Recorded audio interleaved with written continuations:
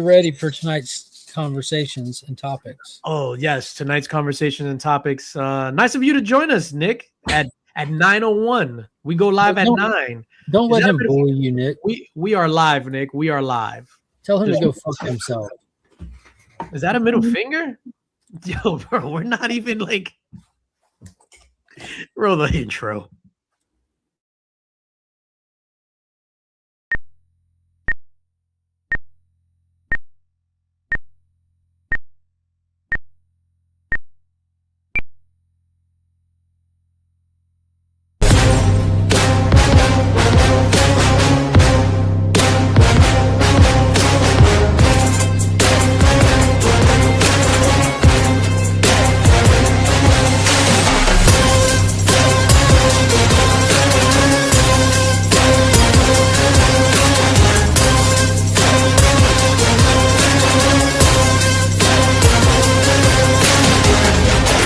Infamous Illuminati. In the Mix is brought to you by Spidey's Powder Tumblers. For your custom-made powder-coated stainless steel tumbler needs, make sure you hit up Jose Gonzalez on the old Instagram, Spidey's_powdered_tumblers. Hit him up, hit him up, hit him up. It is also brought to you by Comic Book Buy Sell Trade, your new home for exclusives, great comics, and comic supplies such as the Superior Stand. Hit up cbbst.com. Let's talk about some Comics Curing Cancer stuff. Proud, I'm not going to from the sponsors. We just do this shit. Comics Curing Cancer will be at Heroes Con, booth 1766. All of our exclusives have been unveiled. Ooh-wee. Woohoo! Look at Nick, that. what's your favorite one? What's my favorite one? Hold up. Please hold that thought. Wait a minute. Hold on 1 second. Surprise, motherfucker. I had to bring in Remy on that one. I had to bring in Remy.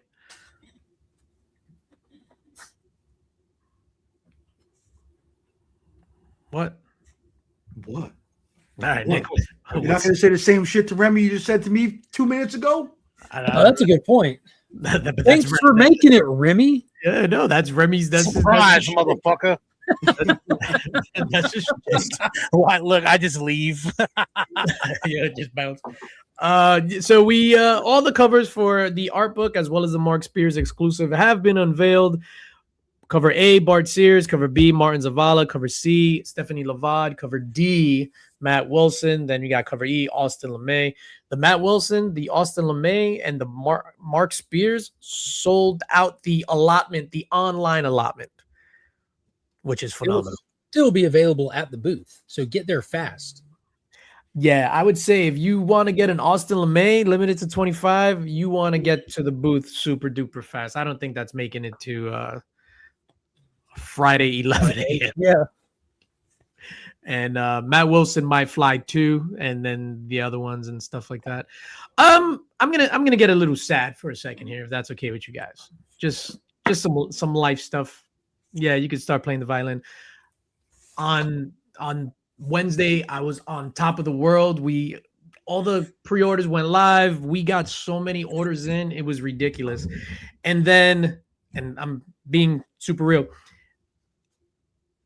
Yeah, I was on a high all day, and then I get the news that Cobra Dad, like I've been on his channel, YouTube guy, a few times, super cool dude from LA. Yeah, I got the news that he passed away. Like Mark was one time on the stream. The YouTube guy? Yeah, the YouTube dude. Like from like 2 years ago or something like that. I was on last year, and then I was on a few times, like throughout the last couple of months. I was on a couple of months ago with him and Tony Toy. Yo, and that like ruined my entire yeah, I was like fucked up, man. You don't know what happened? Was he sick, or was it an accident that happened? Heart attack. So he passed away of a heart attack. I want to say he lived hard and fast because he was a straight up gangster. But it was just one of those deals. Just how you could be on top of the world 1 minute and just kicked in the nuts the very next minute. So RIP to Cobra Dad, C Dad, and shout out to everybody at the Weekly Habit U, Tony Toy. Shit is crazy. Damn. Sorry for bringing the vibe down right at the beginning. All right, we're done. Play the outro.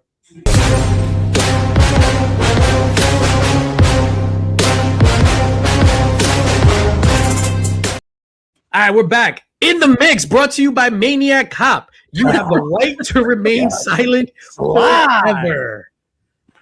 Yo, I the best news ever this week. Maniac Cop, the remake is officially a go. Remy is officially a go. Remy Q. No, I'm a disbeliever. I don't think so. They announced it and they announced 2027. Fake news. How, Remy Q? Fake news. The Q stands for Quincy. Oh, it's Quinzel. I don't know. Not with that mustache tonight. No, It was quail. Quail. Nick, aren't you excited about the Maniac Cop remake news? Yeah, I'm over the moon. I would say that I'm really I feel lighter in the slippers, to be honest. Yo, you fucking floating. Yo, speaking of revivals, hold up, my bad. I didn't say what's up to the chat. My bad. Yo, Las Crucias, what's going on? Thank you for being here. Pops Addict, can't wait to see you in a few weeks. Ruby G in La Casa. Jersey Creeps, what's going on? D, yeah, RIP Cobra Dad, man. Cobra Dad, Electric, Easy E in the building. Space Case, what's going on? Mrs. Lynx, Ronnie Johnson, what's going on? And Izzy's here. What's up, Izzy? Thank you for being here. Appreciate you. I was creeping on your stream earlier with the sketch. Maniac Cop versus Saniac Cop. Hold on, Izzy. I got one just for that. thank you. Congratulations. You played yourself.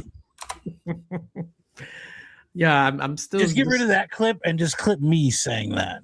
You ready? Say it in 3, 2, 1. Congratulations. You played yourself. You think I'm really going to use that clip? Congratulations, you played yourself. Let me try again. Hold on.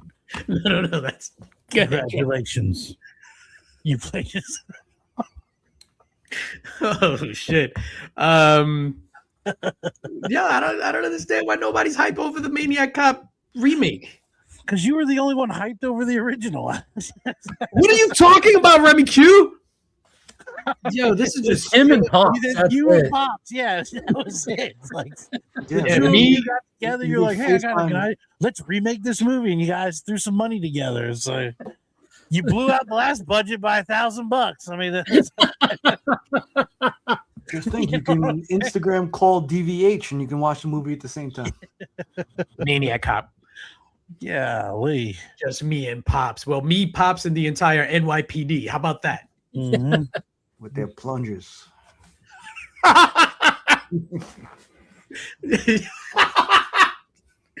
You guys don't know that story? You guys had to hear that story. With the plungers. So it was these cops. Bro. Huh? No, so they homie was a cab driver, right? Abdul Louima. Was it Abner Louima? Or was it Amadou Diallo? Amadou Diallo. There you go. See, Nick knows. Abner Louima was Bernie Getz? Was that? Nah, Bernie Getz was on the subway. No, I know, but who was Amadou Diallo was the victim. Yo, so this cab driver gets pulled over. The cops bring him into the station. They just pulled him over for whatever, and I'm laughing, but they proceeded to beat the shit out of him. They put a plunger In his bathroom? They try to operate him as a ventriloquist puppet and use a plunger as the hand, and then they proceeded to knock his teeth out with it, actually. And your boy's paid. Justin Volpe. Spent all that money over the years, I bet. Abner Louima was the guy. Amadou Diallo was somebody else. That's crazy, but that wasn't half as crazy as the Game of Thrones trailer from today. Bro, good segue because it's on my list. But before we get to that, because I was talking about remakes, I'm hype over the Maniac Cop remake. And then we got news that Turok is coming back, baby. Back. He never left. Yeah, hopefully.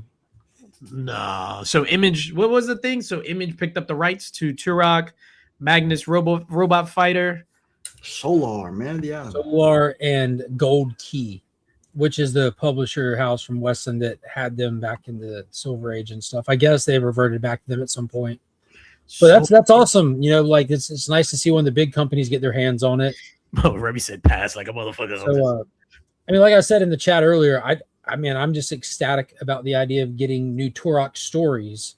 Like I can't give two shits about crossing over this or that. I don't need to see Exo riding in a transformer or nothing like that. I just want some new Turok stories, Dr. Solar stories. That would be dope. We need a good Exo. Man, I know, Nick, you love Exo Man of War. Yeah, Bro, Magnus Robot Fighter could come in and just like destroy all the transformers. It's just built in. So it's just crazy how we had the foresight for this Turok and Exo Man of War cover, the cover A for our Comics Curing Cancer art book. Isn't that just providence? Exo still held at Valiant, but Turok is apparently separate from that. But that's awesome. So if y'all are excited about the Turok news, polish off your Turok number ones, go pick up a C3 Comics Curing Cancer A cover and be prepared. Be prepared. Nick, I know you love Exo. Are you a big Turok guy as well? And if you say no, let me just hover this mouse over the remove button. no, I've got, of course, read Safe. the entire volume 1 of Turok. Well, not the Precious volumes. the Valiant one. Yeah. All right, Nick, who would win in a fight for all the Native American territories, Turok or Nightwolf? Oh, dude. You're mixing the streams, bro. You can't mix the streams. We were talking about it before you got here. He hates Indians. No shit. We were talking about these Mortal Kombat figures. I'm like, dude, I need this Nightwolf figure. I freaking love Nightwolf. He's like, fuck Nightwolf. I'm like, what? I hate Nightwolf. Yeah, I gotta go Turok. Yeah, I think Nightwolf would drag Gold Key Turok. But once you get into Valiant era, where Tolstec comes into the modern age and he's got like the Mother God tech arrows and stuff, and he really stepped up his foes at that point. He just wasn't running around the Lost Land with caveman and stuff. So I don't know. That'd be tough because especially through the Valiant stuff, you know, like the Turoks get into spirit walking and all kinds of other stuff that Nightwolf has the ability to do with his powers as an MK character. That would legit be a tough fight. Like I couldn't call it. What about what's his name? The Thunder guy from Street Fighter? He's dope. Raid T-Hawk. T-Hawk. The T stands for Why do you hate Indians, bro? I just said T-Hawk was dope. He was even in the Jean-Claude Van Damme movie. The white dude at some point he just puts on like a headband and he takes his sleeves off like this fucking T-Hawk now. Look at that. Yeah, T-Hawk. What's up, Joe? There's one more you're forgetting. Thunder from Killer Instinct.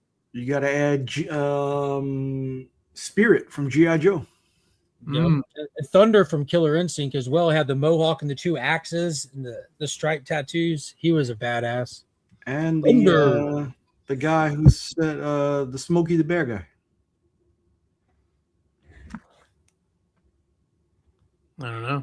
Only you can prevent forest fires. And you got to add the I forgot what it was from Sausage Party.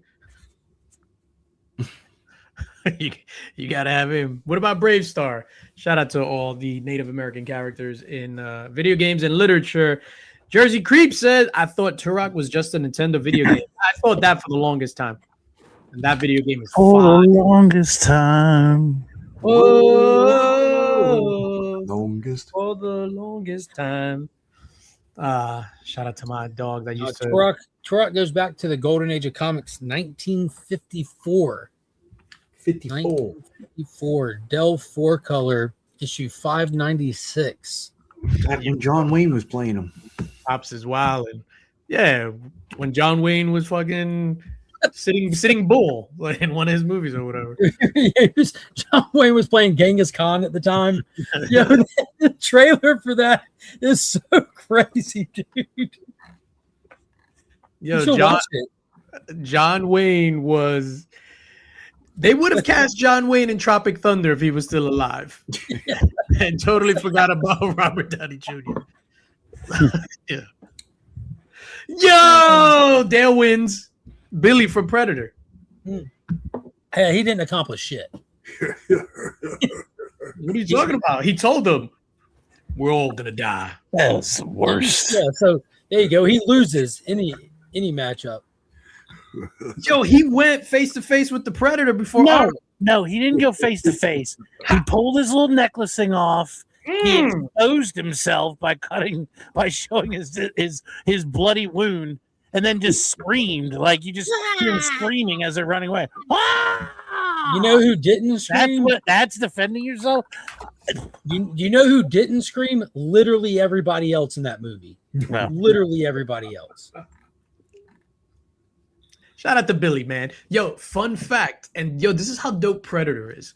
So you know, in the scene where Blaine, who's Jesse the Body Ventura's character, where the Predator goes in and takes the body, you hear Billy laughing, and then Billy runs in the scene, and it's just like, what happened? The Predator took Blaine's body, and he laughed. He imitated Billy, like the Billy laugh, in that scene. And Billy comes in and is just like, yo, what happened?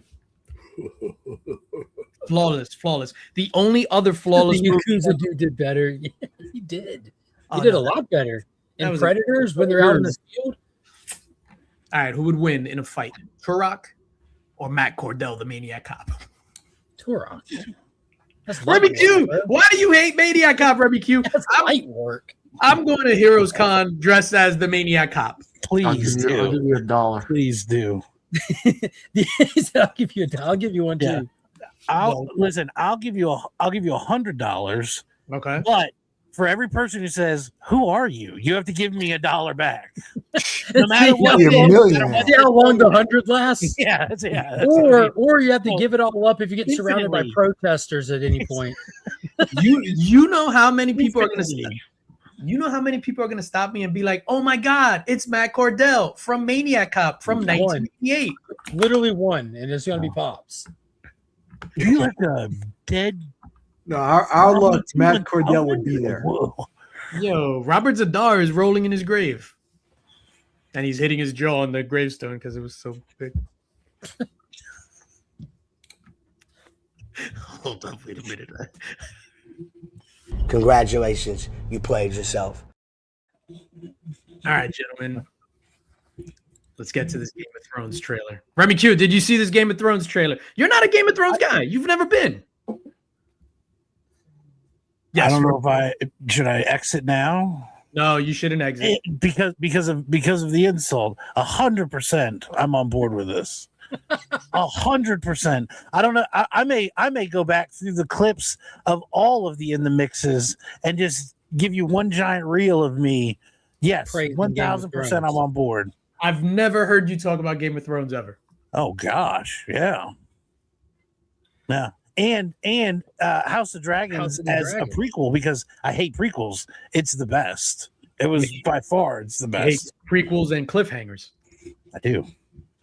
They should do an animated House of the Dragons brought us an animated prequel cliffhanger. Gosh, so good though. So good. Nick's seen it, and Mark, I'm assuming, seen it because he brought it up. Remy Q, what do you think about this latest Game of Thrones trailer, the final trailer before season 3 of House of Dragons drops? Which part of the epic battle are we going to discuss? I mean, it was crazy. I don't even know where you start with this. I did watch it earlier, much earlier today, and I'm excited for it. What was your favorite part? Gotcha, bitch. You know what my favorite part is?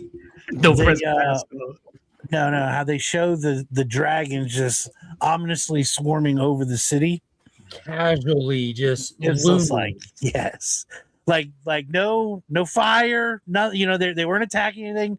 They're just floating. Yeah, they're just putting it on the table.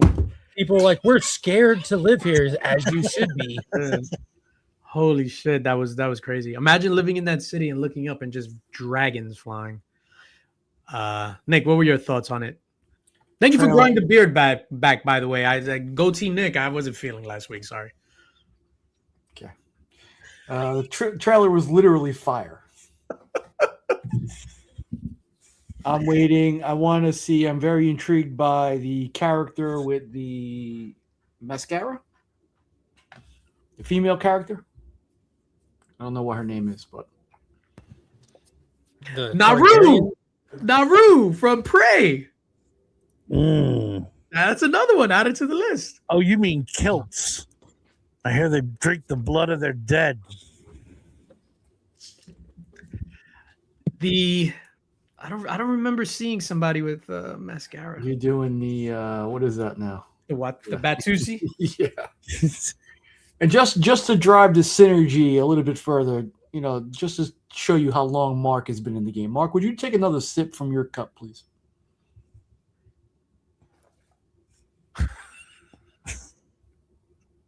There you go.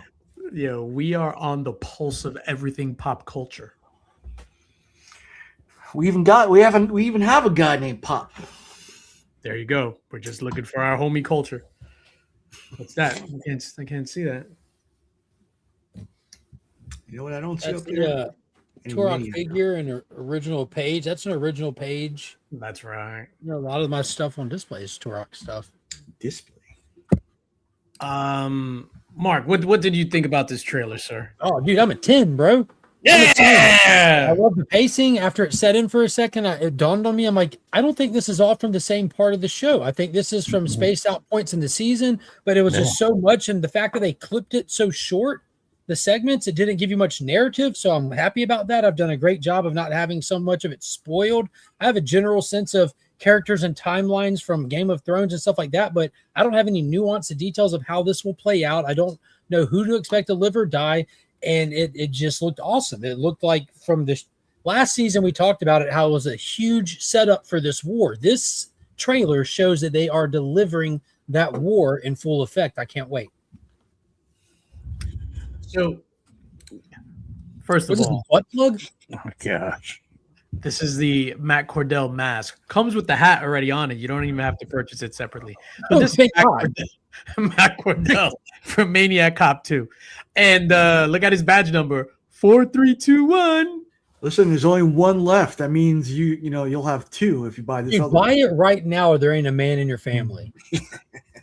Buy it right now. Hit buy. Add to cart, buy, purchase. Oh no, hold on. Wait a minute. Be real quick.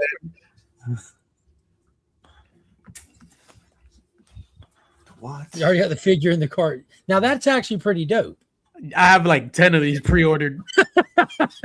You'll be giving them away. for Oh, so much sold straight. out. Oh. Yeah, you got all 10. No, They did one mask and they had 10 figurines. You bought all 10 figurines. Congratulations. They You gotta played think- yourself. basically. I think, first of all, the trailer was cut phenomenally. That was the best trailer, I think, of any season, including back in the day. Like, that should have my blood boiling from beginning to end. The way it started with Damon on top of the dude. I'm like, No, Who is it? yo! who is it? Yeah, So but they're bashing the dude's head in. just like you had said, we've been waiting for the war, and this one gives you so many different battlefronts. It's like they show the sea, they show the castle, you're in the woods. Like, it literally was where isn't this battle going to take place? And that's why it's like such an epic like show. Like, it's just gonna be crazy. So I don't know anything from the book, so I don't know if this is going to be right or anything like that. I think they've said that it opens with a major battle, like the That's season. where we ended it. Remember, everyone was marching to war. Mhm. All the different houses and stuff were marching to war. We spent the whole season 2 setting up for the battle, and that's where they're like, you got to wait. Yeah, we Gotta have wait. to rewatch. So I think Rhaenyra is going to take the city, and then the season is going to be about. Is it Aemon, the one with the missing eye? The douchebag? Yeah, who's that? Yeah. Who's on That's the big Aemon. granddaddy dragon? Yeah, and Aegon is the one that got. Oh my god, I'm hideous. Aegon got all burned up. Mhm. Yeah, so I think it's gonna be Aemon. The entire season is them plotting to get back the Red Keep or whatever it's called. King's Landing. King's Landing. How can I forget that as the biggest Game of Thrones fan on the panel? Yeah, so, yeah, I guess it's gonna this is gonna see. That's the other thing. I don't know where to put a flag in the story arcs because of how they've segmented the story. It's not a traditional build up to battle season finale kind of method here. So I don't know if we should expect an Aemon squaring off with Daemon big epic finale, or are we going to open the season with that, or is that, you know what I mean? I don't know where to expect anything with this show. Nah, I don't know. I think Damon, the part with him killing somebody, I think that's just gonna be like random Soldier He's X. gonna be a random dude. My first thought was, oh my god, he got that bastard. Yeah, maybe it's Elliot Page. You never know. That's Probably is. You just the internet's been crazy with that, dude. the Well, you best. know what? In reference to the whole Odyssey thing, I hear if she does play Achilles, because at that stage of the game, she's been in hell or Hades for however long, and she's Hades. Shout out to Hades. desiccated. So that would make sense because that's what she looks like. Yeah, chill. Well, is that part of the lore that Achilles went to Hades and was down there? Why? I've never heard of this. Died when they were sacking Troy. I You don't remember that's where the whole Achilles heel comes from during the siege know where they of say. Troy. With an arrow. Yeah. Oh.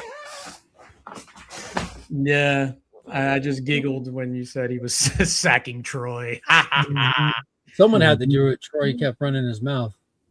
Hey, Yeah, I remember my brother back in the day was playing with he had this miniature city, and I was just like, "Hey, you want to see me sack your city?" And I just teabagged his toy right there. Boom! oh I god, just sacked your city.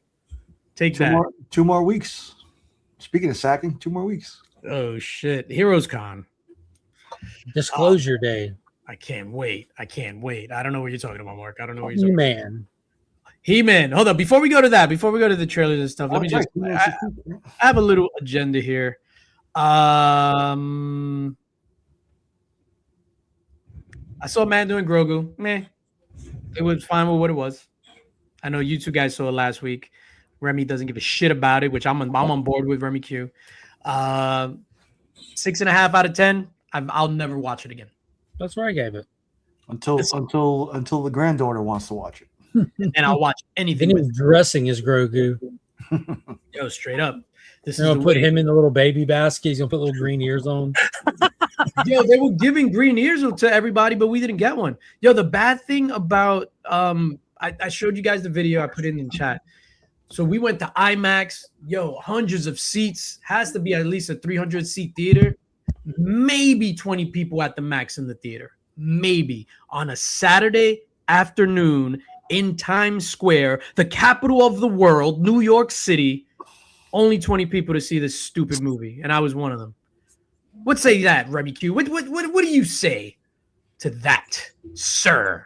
I say there will be more people in the back rooms tomorrow at the earliest showing that we're going to than you had at the IMAX. You gonna go see Backrooms? Yes. Yeah. Hit up the matinee with the boys. Oh, nice. I think I may too. Oh, Take the wife. very nice. Nice. Is Yesenia into horror stuff? Oh yeah. Oh, she is. She married Nick, didn't she? She's probably the jumpiest human being on earth. The jumpiest human being on Jump earth. scares, even if you say, "Hey, there's a jump scare coming in 5-4," she'll still jump and curse. Oh wow. I was gonna say, I think the guy that invented the Segway will probably disagree with you, Nick. Oh, he didn't jump. That was his problem. Sounds like Maniac Cop opening numbers. What were we talking? Yeah, I was really disappointed that there were nobody there to go see Star Wars. But then it's just what does that say to you? Oh shit. Is that because everyone hates Star Wars? Everyone hates theaters? Why is it that this movie was empty on a Saturday night? I think there's a lot of people who don't even consider this Star Wars. Star Wars is cooked. It's that we've been talking about it for the past 5 years straight. Whenever these shows come out, we talk about whether us in the niche little community of very specific fandom, we're even critical of it. How do you think a general audience feels that has a more general idea of what Star Wars is? This shit isn't Star Wars anymore. That's why it's separated and called Disney Star Wars. It's lost its magic. It has no draw. It's completely sad what's happened to that IP. That's just I don't know who the Mandalorian and Grogu was made for, because it opened up, it was phenomenal. No, so it was super violent, and then it got like super cutesy, and then super violent again. But it was just like on one end of the spectrum to like Mando was killing people, like that shit was fire. And then when he walked in, like laid the flames down, like that was epic, dude. no, he was literally cooking mother flowers. Yeah, we talked about it in depth last Sunday, and me and Rob were talking, and something clicked. It feels like this movie is a layover project till Kathleen Kennedy can get away, and Favreau and Filoni could potentially continue whatever story they have in mind to kind of move the universe forward as a whole. Because last time that they did that, they crafted something that people loved, responded well to. She immediately jumped in and messed it up and forced in the Boba Fett show, ruined season 3 of Mando. Terrible. We wouldn't even have Baby Yoda right now if she not intervened and forced Baby Yoda back into Star Wars. Said, well, you got to keep it. So can you imagine being told like, hey, y'all bring us a movie, and thinking to yourself, well, we want to use Thrawn still. We had a real good positive response to Ahsoka, and Thrawn is a legit character that old time fans love too. But if we do anything with Thrawn, it's going to ruin what we have planned. So let's just do a Mandalorian movie. You won't even connect it to the show. Doesn't connect to shit. Doesn't mean anything. Where we start the movie is where we finish the movie. Nothing matters. Just put something out. Terribleness. It's funny as I'm talking about it. I just hate it even more. What's up, Burke? What's up, Sledge? In the building. Sledge says Star Wars and Marvel need the same fix. Wipe it and use the legends. He said it. Yep. Kill it, burn it with fire. Oh no. Burke says started the Spider-Man Noir show. It's pretty decent. Yep. And Jersey Creep says it's kicking ass. I'm supposed to watch it. It's funny because I was gonna start watching it yesterday, and I started watching See Bizzle. What up, dog? I started watching The Boys from season 1 over. Remy Q, go. TV show wise, I've been watching lots of movies. TV show wise, I've been only watching one show, Superman and Lois. How far are you? Where are you at? I am at season 4, episode 2. Oh, yes. Let me just tell you. Oh, you're in there. This is the best show of all time. This is the best show, bar none. This is the best thing that TV has to offer. I have never seen anything like it.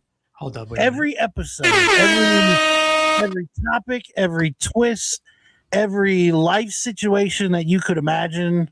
It's a coming of age of every age of life. Every age. What a great description, dude. It is incredible. And I mean, I've cried, I've laughed, I have lived a different life. With Superman and Lois. It is lived a different life. I'm serious. I feel like an idiot that I waited this long just because like we did while we were watching it when it aired. Dude. My gosh, it's just it is absolutely phenomenal. Can I ask you I want to know your thoughts on a couple of things. The reveal when Clark revealed his identity to Lana, when she's mad and she leaves, in the diner, right? And he's just floating in the street. Yeah, just floating there. I'm sorry, in the road. Yeah, she's driving towards him, and he's just in the street. And she's like, "Clark." Yeah, you can hear the moisture.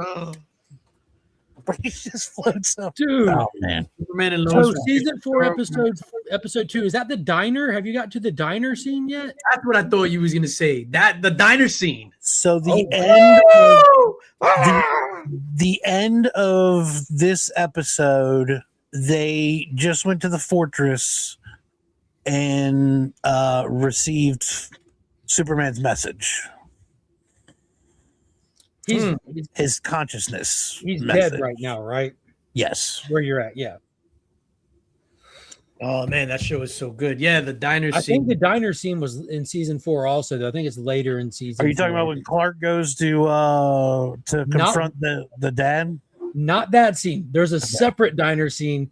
when that guy returns to town. Oh yeah, he's not returned to town yet. No, That guy returns to town. They said he's out in like Alabama somewhere. Like he left. He's long gone. Wouldn't you? How great of an homage was that to Superman 2 with the diner scene and everything too? Oh, yeah. Like Clark's like he didn't go there as Superman. He went there as Clark. Yeah. Oh yeah. When he says that, and she's like, "This isn't a job for Superman." He's like, "He's not going." He's like, not. Oh shit. And then Kyle's in the diner with Lana, and he's like, "Damn, Clark." It's like, dude, those last couple of episodes were great. The only thing that I will say that I kind of didn't like a little bit is Lana's husband. I love Kyle, dude. Kyle was awesome. Kyle, that's his name, Kyle. Yeah.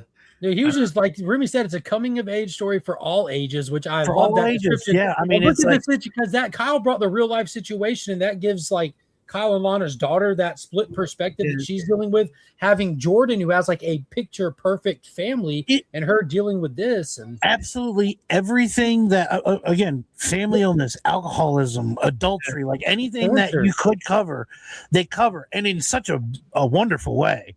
And then the way you get like, the Chris Hansen episode together, like John Henry's daughter when she started dating the guy from Metropolis, Bug. Nick, you've never seen it, right, Nick? No, I watched it. Bro, how about when John Henry's suit pulls up on him in front of Bruno Mannheim? Like, dude, Bruno Mannheim. His arms out, just ching, ching, ching, ching, ching. Like, let's fucking. What a cool swerve that was, that what starts out as Lex Luthor's power suit gets retrofitted into the steel armor. Mm-hmm. Like, dude. It's a fantastic show. I definitely missed the. Like in going back to what I didn't see it from the end, like I mean from the beginning, like it was from Berg talking about it, from you talking about it, Mark. Nick's always hated it. No, I didn't hate it. I just don't understand the whole glove thing. But the what? It's the gloves. Remember, he was shucking corn with gloves on, and Nick's been like broken ever since. It's my only sticking point for the past. He never made it past episode 1. He's like, all right, but that's cool, but the fucking gloves. Yeah, who shucks corn with gloves? Nick wanted him to shuck the corn with his lips. Nick's dream. Wild. That's wild.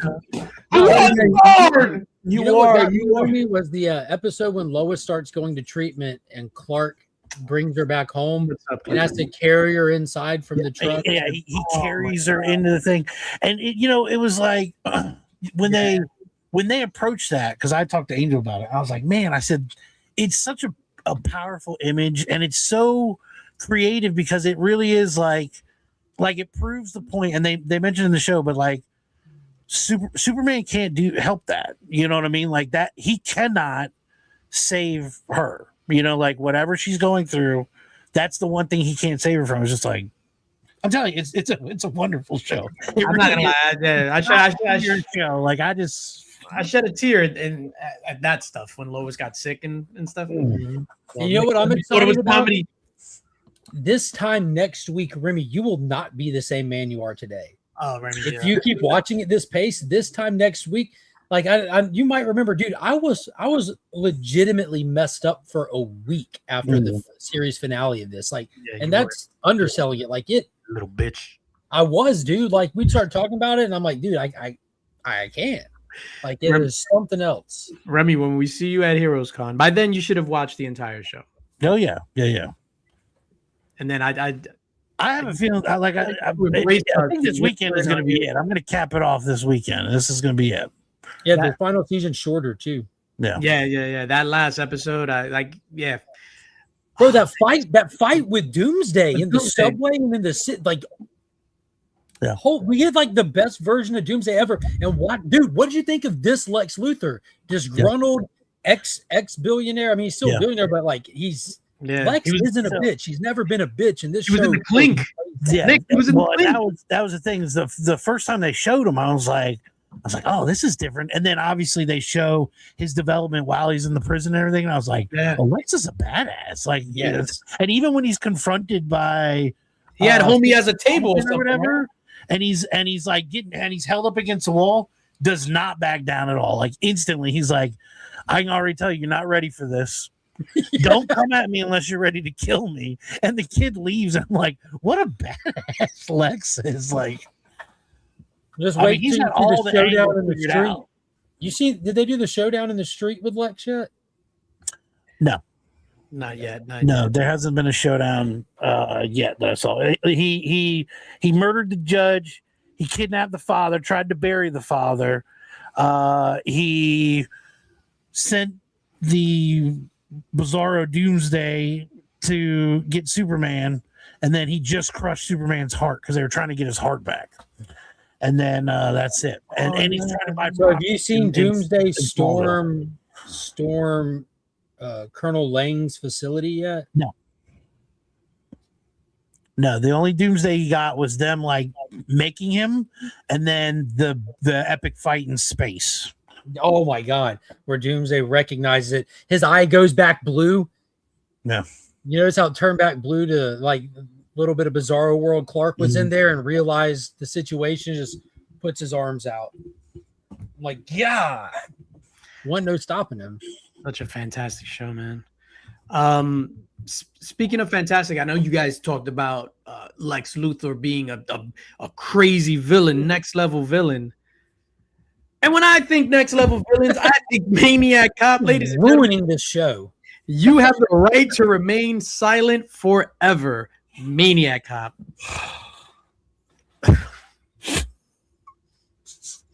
Hold up, wait a minute. Nick, did you cry in the last episode of Superman and Lois? No. Why? Chuck's Corma gloves. I don't even remember the last episode. I don't even want to talk Man. about it. I don't want to spoil I it. can tell you, there've been multiple times that I was like, oh my gosh. Like I was like, Legit, if if you don't before I can take this. if you don't cry in that last episode, You have no soul. I'm not taking you to the Maniac Cop remake. I didn't cry. Not a single tear. I'm just not. What else we got this week? The X-Men 97 season 2 trailer. Did you guys watch that? X-Men 97 season 2. Mark says no. F Disney. F the House of Mouse. The House of Mouse. He didn't see it. Nick, did you see it? No, I never really even watched the old school stuff either. Oh, I watched the trailer. Oh, you did watch the trailer. Remy, did you see that trailer? Oh, someone's calling you. I'll be there. Yeah, give me just a second. Give him about 3 minutes. Go handle your business. We'll give you 2 minutes and 38 seconds. Mark, what was your take on this trailer? I didn't really have one, man. They're sad about Gambit. Oh well. Like I love Gambit. I just don't care, man. That's I enjoyed a couple of the episodes from the last season. I thought the Gambit episode was great. I thought episode 1 was great. The rest of it, don't really care. no. I mean, that's a fair take. So I think Deadpool's coming, right? That's cool. I think that's like a red herring. I think that's just Morph doing his thing. Well, that sucks. Yeah. Morph was like one of the worst things about it when he was sitting there without consent, spying on and drooling over Wolverine in the shower in season 1, but nobody got mad at that. That was fucking weird. You've never spied on Wolverine in the shower? Never even met him.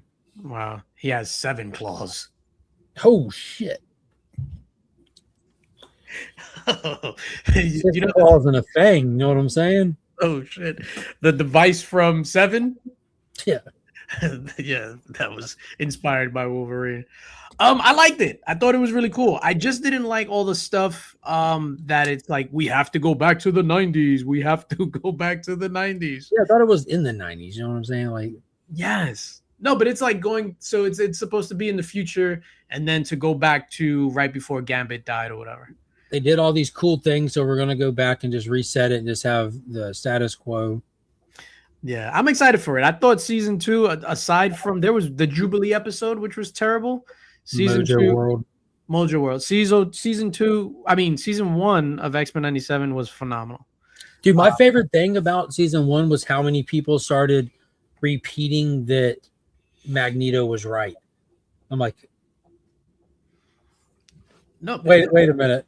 You're telling me the racist, genocidal maniac, you're siding with him? Like, look how easy people are turned. It don't take much for some of y'all just to flip a switch and you're just racist psychopath, just genocidal maniacs at the flip of a switch. That's all it takes for a lot of people to watch this shit. all it takes is for one Cajun to die. One Cajun. That's all it took. That's why I always keep one in the back pocket just in case.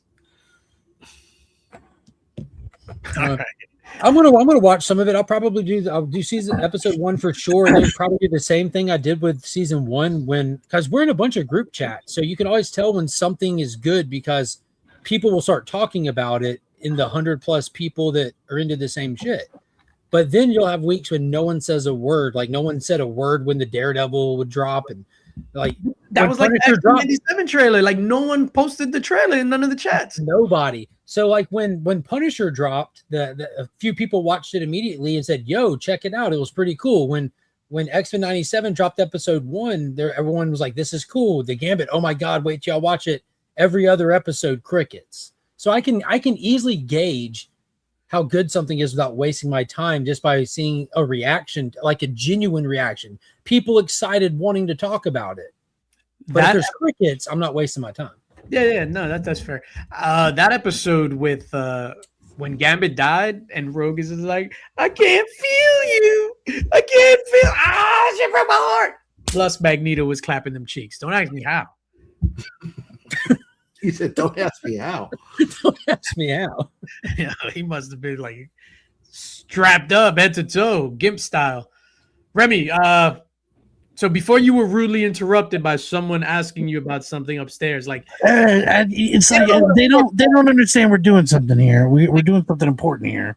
Exactly. You were just about to give me your take on the X-Men 97 trailer. Yeah, so I watched the X-Men 97 season 2 trailer 2 days ago when it was released on YouTube. It's phenomenal. I was excited when the first one came out. I enjoyed it. Probably more than most. I don't know why. It was great. And I was highly anticipating a season 2. This one looks like it's going to deliver. I'm really excited to report on it. So, yeah, if nobody else watches it, I will gladly absorb all of it for all of you. That sounded slightly like it has more than one meaning. Hashtag Wolverdong.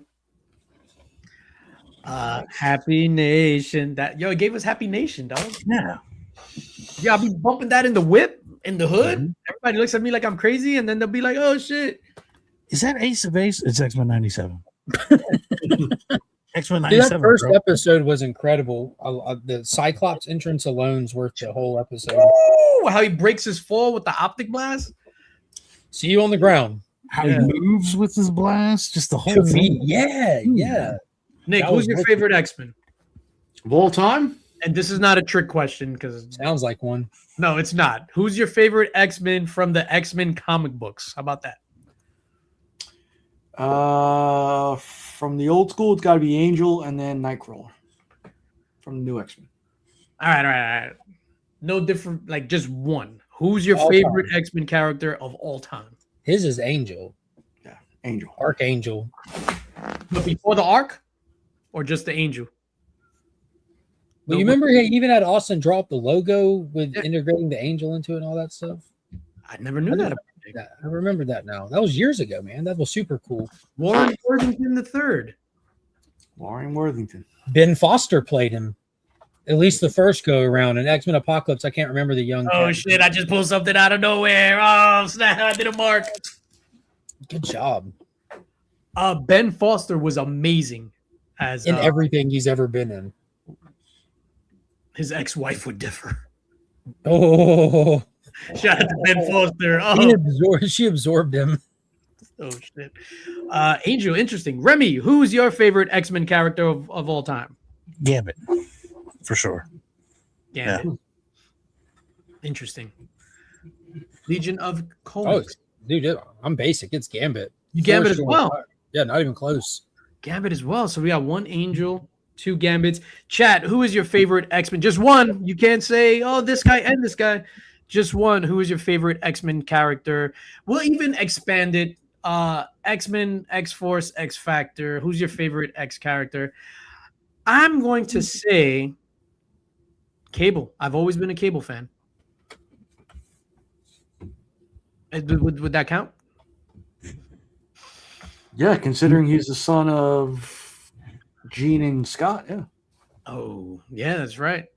I loved Cable. I love X-Force. Warpath. Warpath! That's another one! Cable's right up there. You hate Warpath, I assume. No, I love Warpath. Hey, Monkey. You probably love Thunderbird. Earmuffs. Past issue 96, 95. My guy's Cable, man. I've always loved Cable. Yeah, I've got Cable's that up first there. appearance for sale too, if you want it. You do? How much are you selling New Mutants 87 9.8? First appearance of Cable. Cover, a collab cover, Todd McFarlane and Rob Liefeld, both on that cover. You're gonna have to verify: is it a vibrant or a standard? Yeah, I have a standard. I think it's standard. Yeah. Those copies that are on the front end of the printing press being reloaded are they're on another level. The red, Yeah, fire. T-Dub says, T-Dub, you got the, I think you misheard the question. I said, who's your favorite X-Men character, not who's the most boring X-Men character. now Forger's cool, man. X-Men 186. When you get into all the time travel characters and stuff, they're super cool.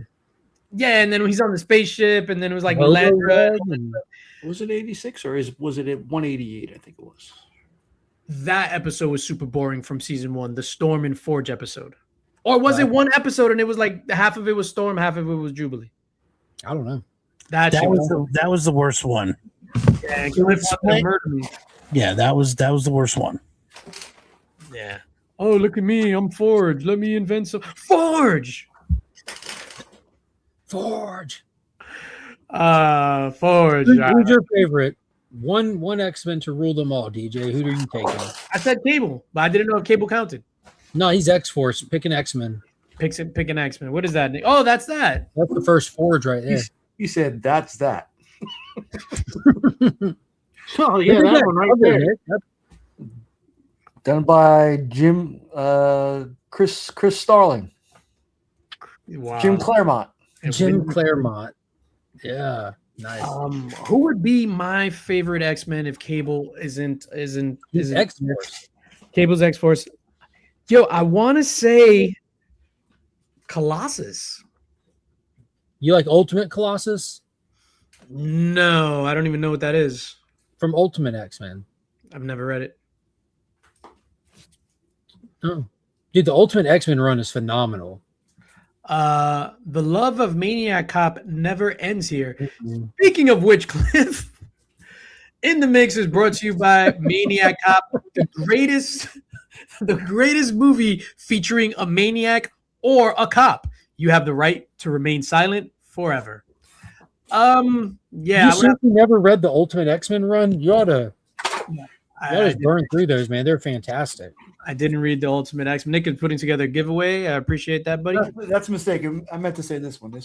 That's his first cover appearance. How much did those go for? No, I'm just asking. $15 or so, $10-15 probably. Oh, a newsstand. We're not gonna give them away. Yeah, no, Colossus. I love Colossus. To the movie fans Woo! Oh, that's right. You got that Josh Brolin. who played both characters. That's signed by Brolin? Yeah. Dude, that's insane. Where'd you find that? The old eBay?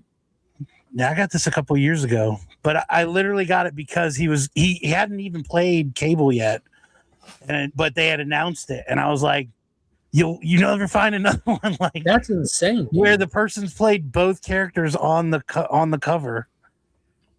That's a bang. That's nuts, dude. $5.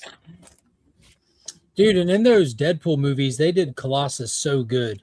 Yeah. That fight with him and Juggernaut in part 2, like that was incredible. Yes. That Juggernaut was amazing. One of my favorite awesome Colossus moments from back in the day, and I remember reading that. I don't know if it was I don't remember which storyline it was, if it was the Executioner storyline, but when they're all like somebody died and they're all there, Magneto comes down and he's just like, yo, like, what's up? And Colossus was just like, you know what, my friend, I'm tired of all this bullshit. I'm going with Magneto. And then he laughed and grew the beard and he became bad when it was bad Colossus.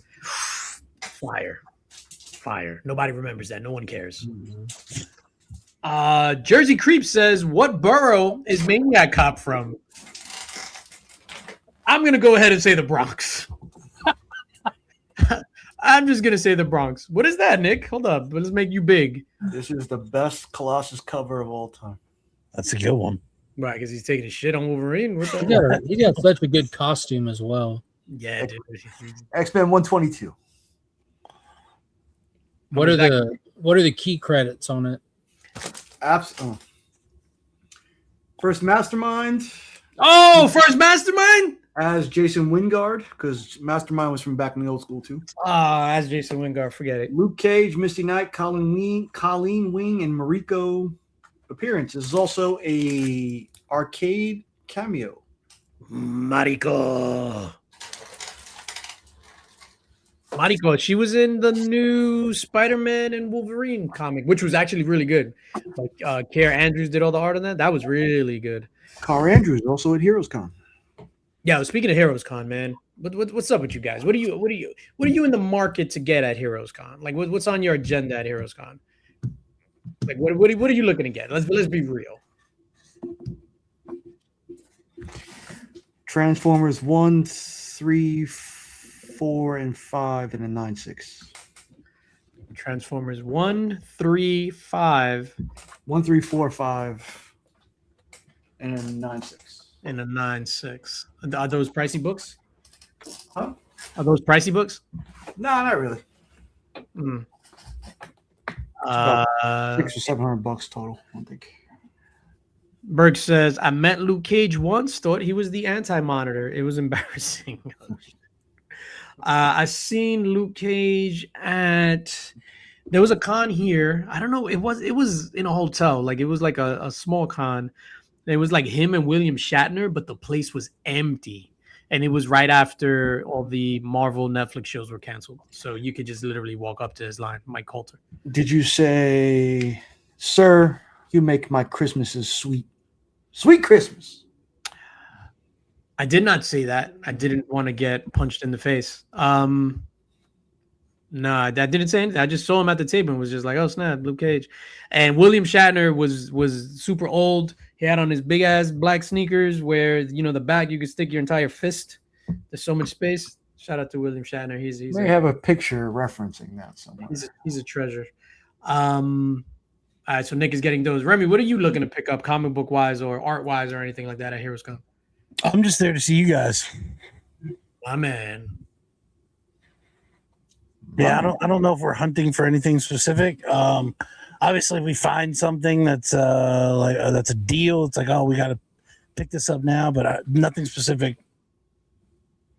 Or at least for me, I don't know about Angel. Angel may be looking for something.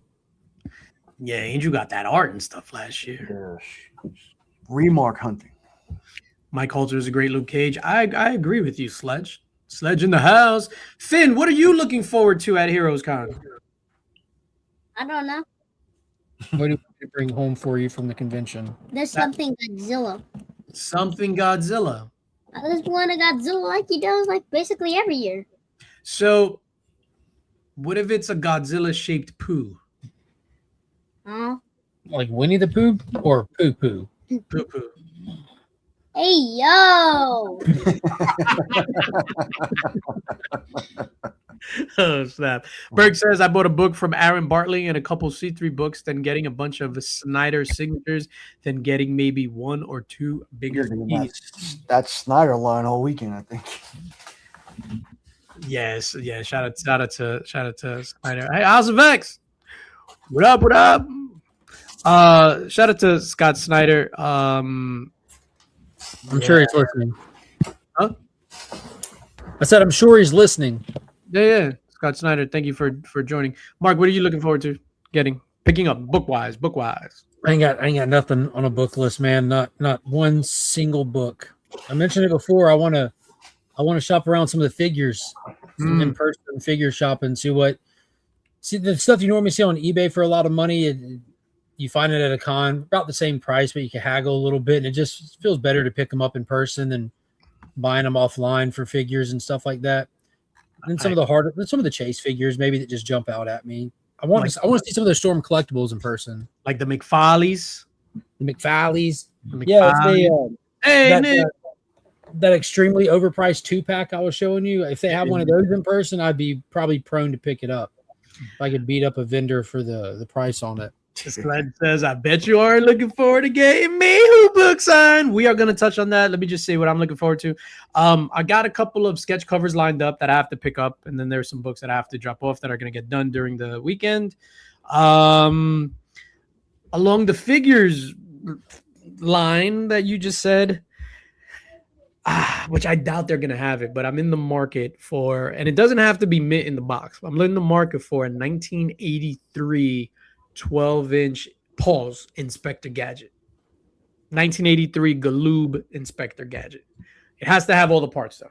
Dude, I wish you would have asked about that a while back. I do. That's get out of it. Yeah, Dead Media, they had it. Yeah, Dead Media had one.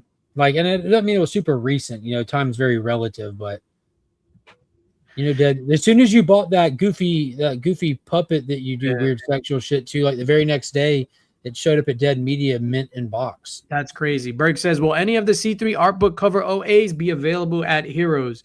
No, sir. We'll probably have art there as displays, but nothing will be for sale.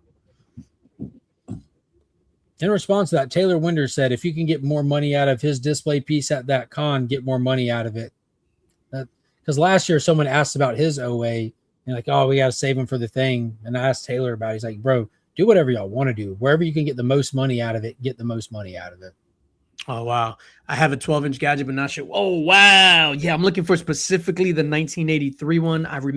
It's just crazy because it came out when I was 3 years old, and I remember getting that, and it was just, I got it for Christmas. And what do they go for? What do they run? So, the gamut is insane. So you could get one like in the box with all the parts and everything. They're just hard to come by. Last time I saw it on eBay, it was like $400. Then you can't see them anywhere. Or I couldn't see it. And then they had one on eBay in the box, mint, still sealed with the tape, $5,000. Gee. And I'm not like, yeah. You're a doll, Sledge. You're a doll. I meant they go for $50. $50. Don't check. Just sell. No, trust me. So with the art, we'll have art pieces there. That's good to know about T-Dub's piece. I have to pick up one of the covers that's there. I have to pick up the original art there, so that will be on display at the booth as well. But yeah, 1983 Inspector Gadget by Galoob. Maybe if I'm feeling froggy, I might get like a Spider-Man key or something like that, one of the earlier Spider-Man books, but I don't know. What's so special about the 83 one? That's the first one. That's the one. That's the first one, and that's the one that I had. That's why. Inspector Gadget. Were you guys Inspector Gadget fans? Nick, I know you weren't. Especially with the guy stroking the cat. I didn't know it was that old because I remember it coming out on TV in the 90s still. Say that again. Especially with the guy stroking the cat. Yo, it's Dr. Claw. Yo, you sounded just like him. That's better than my Yoda. Nothing is better than the Yoda. Yo, I honestly think, Mark, I know you said it was in the 90s, but I think the toys came out before the cartoon. So, okay. But that's like how I'm looking at the 1983 toy now. I'm just saying, I'm just surprised that they're that old. It never registered. I never went and looked into any of these. I know they have the 90s toys, just the regular carded $5 figures at the Walmart, like stuff like that. Yeah, they have those of the cartoon, and they also have from the Matthew Broderick movie. Yeah, this one you're looking for is ridiculously cool. I like that it's actually cloth cape. Yeah, the accessories for it are incredible. The way that it's boxed, even you never have to take it out if you don't want to, but if you do, you can rebox it and it still looks mint in box. I like how I like figures you can do that with window boxes and stuff. Yeah, so that's definitely on my radar. And Sledge brought up Mike Mayhew. So let's talk about the Mike Mayhew controversy. No one's covered this at all. I ain't even heard about it. What happened? Yeah, I don't know. This is wild. I'm not the right person for this. So from my understanding, Mike Mayhew was just like, yo, fuck cons. I don't know. That he was like, he's anti-realtor. Like, why are artists using realtors? retailers, not realtors, retailers to get their work out there? Why are they teaming up for these exclusives? Why are they lowering their prices, or why are they even going to cons instead of just doing the art and having it go direct to consumer, like on a website or something like that? So, and then today somebody had posted up that he had signed a bunch of books, and on it he wrote like sayings. So it was just like, I do it for the people that support me. Mad big on the book. Sign Mayhew. I'm all about the money. Sign Mayhew. Like crazy stuff. He's been doing that all week. You think he's remarking the books with troll? He's trolling the haters, which I think is even more funny. Yo, he did a dope one though. So it was Poison Ivy, and it just said cream. Yeah, cash rules everything around me. Yeah, that shit was fire. House of L, 32 months. Hi guys, I'm excited about the 2 covers I got for this C3. Yes, thank you very much, sir. I believe you purchased the Stephanie Lavad and the Matt Wilson. I can't wait to get those in your hands. So what say you about this whole thing, man? About Mayhew specifically, and then do artists, like if you were an artist, what would your approach be to making money? Like if you were a full-fledged, like this was your job, a comic book artist, like what would you do to get the ducats? Who you asking? Well, I think you got to do the cons. For me, it'd be a combination of the conventions to get my following up. And then I try to do something like Scotty or J. Scott Campbell and have my own website. But all right, go ahead, Mark or Remy, because you had a good point, and I was just gonna put it simply. I would do whatever I needed to do to get out there, doing cover work where I can get it, doing conventions to meet people. The goal is to be Mike Mayhew. That's not the starting point. That's a goal. Like I get it. Like people are upset about his tone and the way he brought forth his message, but what he's suggesting is not a suggestion for new artists in the game. It's a suggestion for well-established people that might need more money or might want a more lucrative path forward where they're holding their work in higher regard. So the goal is to be Mike Mayhew or J. Scott Campbell or Alex Ross or Clayton Crane or the numerous artists that are all doing the same method that Mike is doing. He's not wrong about anything he's saying at all. It's just the messaging is offending some people that he's not even talking to. Mike Mayhew is not someone I will support going forward unless the cover is ridiculous. LOL. Birds. The twist ending on that comment. That's awesome. Yeah, I don't believe that I own a single cover of his, but just like I got no skin in the game. I said it before. I don't think any of the people that are upset with Mike Mayhew or any of the people that are in his whatnot streams buying his stuff or hanging out in his shows to begin with, because all those people already know exactly what he put in that post. That post reached an audience that isn't his normal base. I don't think any of this will ultimately affect his numbers other than make him more money, because now more people are curious. Yeah, and they want to get in on the controversy. I think, like for me, you have to establish your fan base, and you can't just go direct to consumer if you don't have an established fan base. And that's where the importance of setting up at a con is there, so that you can meet people, so that you can hustle. You have to take jobs, maybe covers that, and I'm not talking about lose your integrity, but maybe you take books that maybe you don't like the book, and you still have to draw a cover, not only to get money, but to establish that fan base, to establish your repertoire and stuff like that. Yeah, I don't think he said anything bad. Maybe the way the message was said was bad, but at that level in the game, like Nick, you said, like a J. Scott Campbell, perfect example. Like he has his website, he does his thing. John Jang just got his website up and running a couple of months ago, doing the same thing. That's that progression right there. Like that's what you need to do. Now, if you're only gonna do that, I don't know if that's sustainable. Like without the rest of the stuff, without the content. For sure, that's definitely a harder road.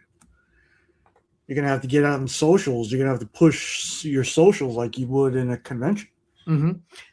Yeah, 100%. But if you don't need the money, who gives a crap? Like, you're just gonna do it for your fans. So I don't know if he's caked up, money wise, not Nightwing caked up. He's been in the game long enough. I mean, he's been a big name for as long as I've been in the game this time around. Yeah, when I came back in, it was like his covers, like the sneaker covers, the Miles covers. Those shits were hard to get. And then I remember picking something up for him at New York Comic Con. And he signed it or whatever. Nice signature. Remy, where do you fall on the side of history on this? Are you setting up at a con if you're an artist? You hate people. Yeah, I hate people. I think it's all about the algorithm. And I think that the direct to consumer only works in certain business profiles.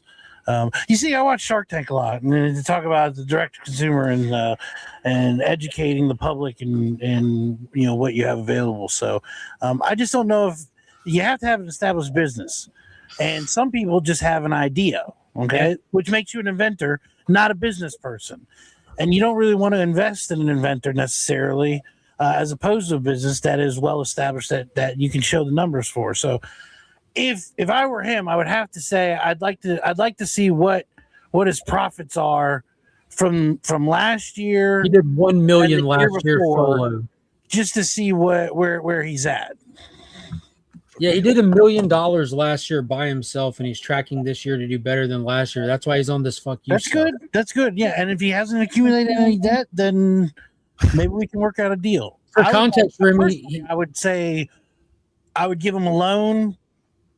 Let's say 6.5%, and maybe a royalty on top. Call me Mr. Wonderful. I'd like 5 cents a cover until I get my money back. You're a Lord Rainier kind of guy. Past that, so Remy, just for context, he's made so much money. He wears a leather jacket and sunglasses, no matter what the weather or his location is now. And I'm not saying that jokingly. 5 cents a cover until I get my money back, and he can keep all the equity at that point. Yep. Yeah, I remember. Speaking of sunglasses. Are you guys like sunglasses guys? Do you rock sunglasses? You've always rocked sunglasses? Yeah, when I'm like outside driving and doing stuff. But you know what I mean. I live in the South, bro. It's mandatory. You too, Nick? You've always the sun's brighter down here. Oh, no. Back in the day, I used to be like, I didn't think I was cool enough for sunglasses. I thought only cool people wore sunglasses. People who thought the sun was bright wore them. No, not over here. I always did like the $5 Canal Street joints. Yeah. Staring at the sun without them, it hurts. It's awesome. Yeah, the sunglasses and then the toothpick. Like, I always thought that was cool people. And then I wasn't that. But then one day I was just like, you know what? I am cool. And then you saw the Matrix and you're like, it's on. Yeah. Like, I want to be a serial killer. So let me get some of the Ted Bundy guy. Good thing I got the sunglasses after watching the Matrix and not the trench coat, if you know what I'm saying. Hat and sunglasses are a mandatory uniform. He's got a shooters on. Speaking of cons, I saw something the other day and it kind of it made me think about this discussion. I'm anti-AI. Like, this is an AI conversation. So I'm anti. Yeah. It's just something that I saw, right? So I'm anti-AI when it comes to anything creative. And I have no qualms about that. And that's just the way it is. So on Instagram, I was scrolling and there's a show promoter. So it's a comic book show that's happening. I think it's in Florida, but I know this guy promotes like across the board. And his the advertisements for a comic book show where you're going to have comic books, where you're going to have artists, where you're going to have writers, whatever the case is, was made with AI. Mm-hmm. How do you feel about that? Doesn't bother me one bit. Now I'm all for it. The digital flyer is basically what it is. So it doesn't take an artist. I'm not an artist. I can, if I was putting on a show, I wouldn't source that out. It would just be something on my to-do list for me to just get on the little free thing that I make thumbnails on and have to do something myself. I don't pay someone. I don't need a creative. So at that point, what's the problem? But that's different because you're still creating that yourself. But I'm not a creative. It doesn't matter. Like everything that I do, that I create, doesn't make me a creative. If I throw a football, I'm not a football player. I'm just playing catch with my kid. If I make a flyer, I'm not a creative. I don't care that I created the flyer. I'm not an artist all of a sudden. Nick, what say you? I don't care. I'm too old. Oh shit! Getting too old for this shit. No. I remember the keyboard wasn't working. I think it's extremely hypocritical to do something with AI and that flyer, whether it's an AI thumbnail, whether it's whatever, and to talk about how much, like, look at all this great art we're gonna have, all the great art we're gonna sell here, but I don't love art enough to get somebody to make the flyer for me. But what? But all right, pretend you live in a world where AI doesn't exist. You're going to advertise your show. You're not going to hire an artist to make this flyer. It's just something you have to do yourself as a layman, that you just have to copy and paste some pictures in Microsoft Word and type some words out and make your lame ass flyer. Or you just hit the AI prompts to do it. What's the difference at that point? No one lost a job over it. I think no artist was harmed. I think the issue comes out if that person tries to call themselves an artist. That's what I'm saying. If you're not an artist anyways, it's just a to-do list item. So, I get what you're saying. Mark's saying because he's a promoter, he's using the tools that are given to him. That he would be doing anyways. Instead of using Microsoft Word, he used using the most modern tools available. Yeah. So my issue is because it's an art show. That's with the AI. But had it been like a car show, or check out these new rims, check out this, that.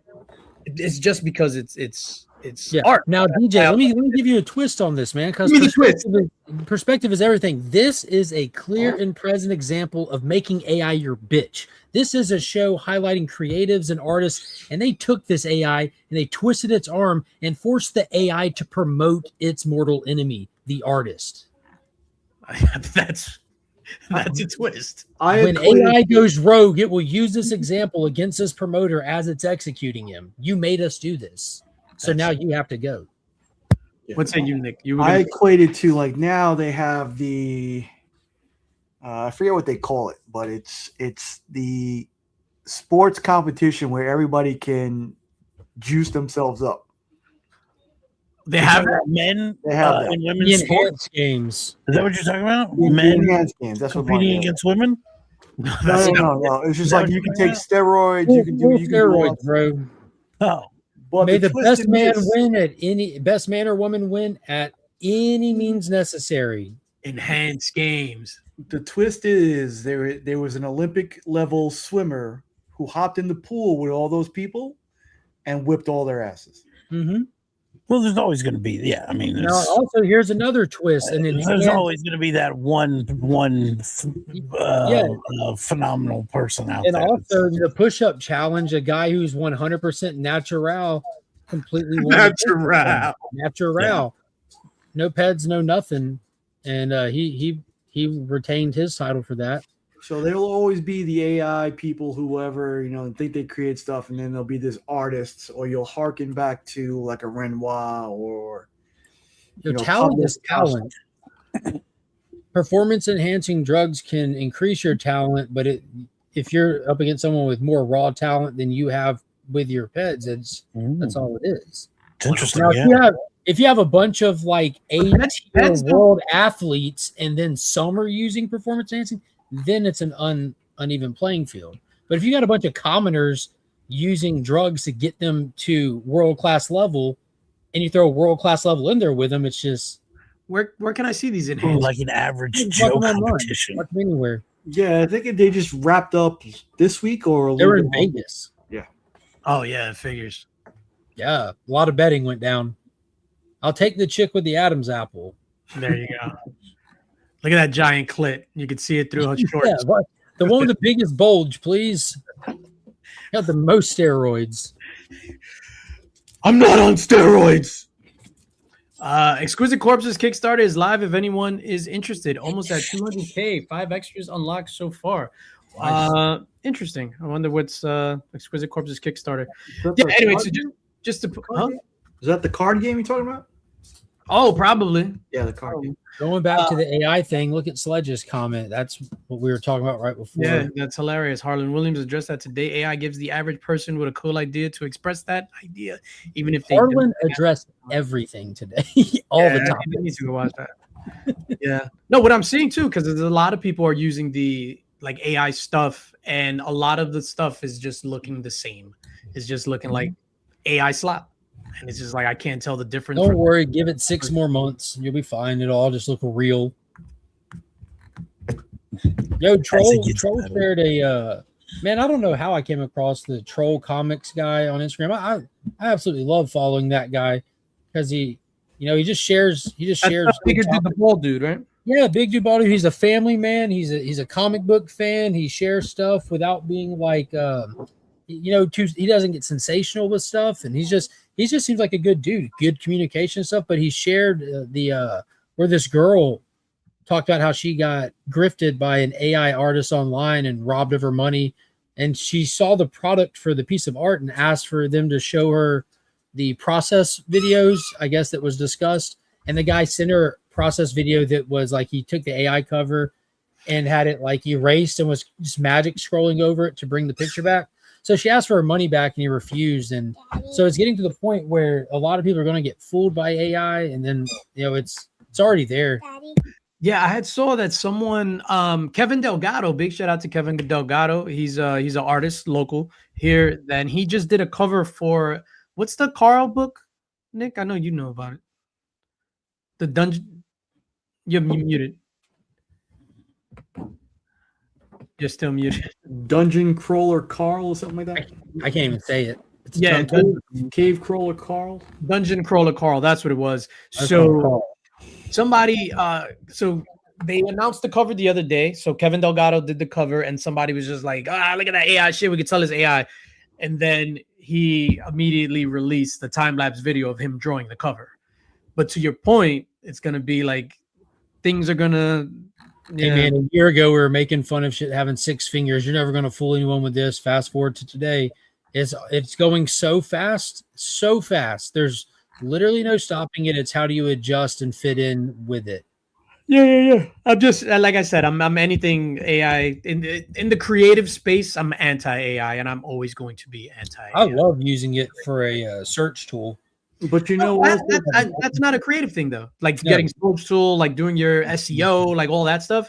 I'm just talking about using it as far as just like look at this fancy thumbnail I made. Well, check out that comment. What do you think about that? If it's cool, I don't care if it's AI. That's where we fundamentally disagree, Sledge. We fundamentally disagree. Well, I'll tell you if I disagree with you after you find out Inspector Gadget.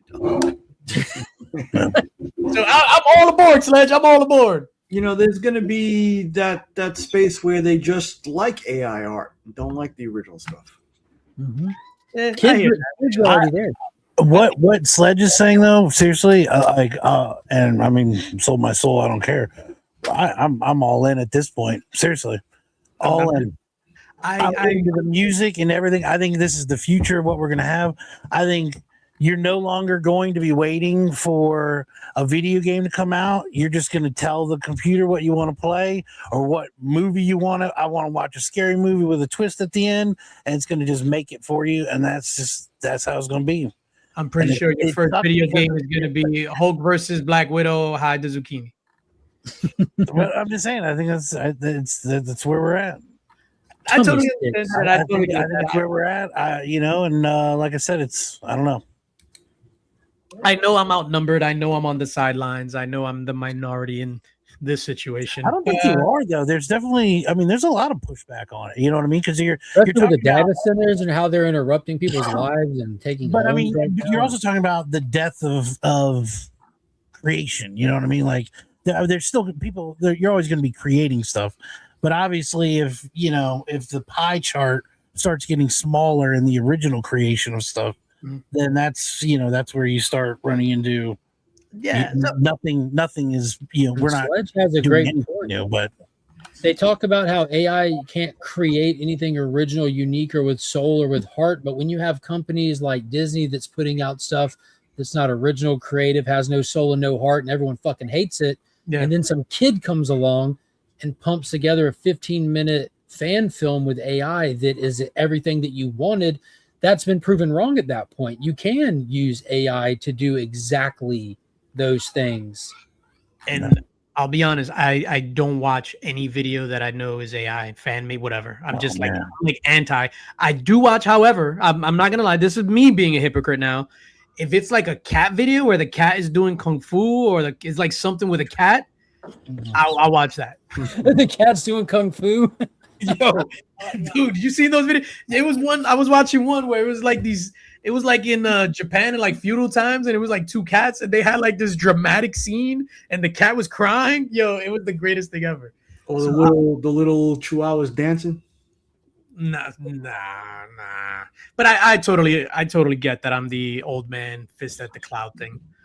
But you know what it is too, and then I was thinking about this before, right? So I'm like, it definitely might be a generational thing. But Nick, I know you're like 4 or 5 generations ahead of me, but I remember in school, back in the school, and Remy, you're not too far behind from us either.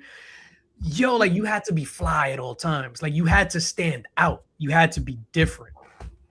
Whereas now, what do you mean? In what area? Like, I'm just gonna speak for me. So going in high school, and it's not about being cool or you be with the nerds, anything like that. It's just like, yo, you had to have the flies kicks. You had to have the dopest gear, whatever. Like you couldn't like stand out. Whereas like over time, like now, like all the kids have the same haircut and they're all wearing gray sweatpants and an oversized shirt. Like you can't tell the difference of these kids. And back then that would have been like crazy. So I think with the AI and all that stuff is just more of things getting homogenized. I don't know if that's the right word, where it's just like you can't tell the difference from one to the other because everything looks the same. But I grew up So like your style. You're saying it's lacking style. Yeah, pizzazz. I find it hilarious coming from a person who rags on me if I don't have Air Jordan 1s on. So what do you think about the and I touched on it this morning, the acquisition of Stan Lee's his likeness and his audio rights? His estate sold that off to an AI firm. This is the first time hearing about this. I do not like it. I do not like it in a box. I do not like it with a fox. So the company is like a middleman, kind of like with the music industry. They own a lot of likeness and audio rights. And if you want Stan Lee to appear in something, you license from them. Mm-hmm. Interesting stuff. No, I think that's going to be part of any actor's contract going forward. They're going to want that likeness in perpetuity. Yeah, and a lot of actors spoke out against it already. But I mean, I'm cool with it. But when they make AI Stan do some un-Stan-like shit, We're having a porno. We're having a skin flick next week. Yeah, Can't wait. Yeah. Excelsior. Excelsior. Yeah. Hold up, Pops. Hold on. Plot twist: Maniac Cop reboot movie is released, and it's announced it's all AI. I am totally in favor in AI. Yeah, that's the line in the sand. Everyone can be bought. Everyone can be bought. Speaking of being bought, Maniac Cop. The cop that's a maniac, you have the right to remain silent forever. Greatest movie ever made. I would watch an AI Maniac Cop movie any day of the week, twice on Sundays. I get caught in them all the time. It'll be the dumbest story, and I'm like, oh yeah, I gotta watch the rest of this, especially the comic book stuff. Superman as a Viltrumite sucked me in for 25 minutes. It was like 8 episodes, just kept swiping. And I was like, man, this is so good. Sledge hit something on. Yeah, Sledge, I agree with you. Like back, you had to work hard to be considered special. And there wasn't participation trophies. Like you had to work hard, practice, bust your ass in order to get that one trophy. Gloat, rub it in your friend's face. Look what I did. Look what I got.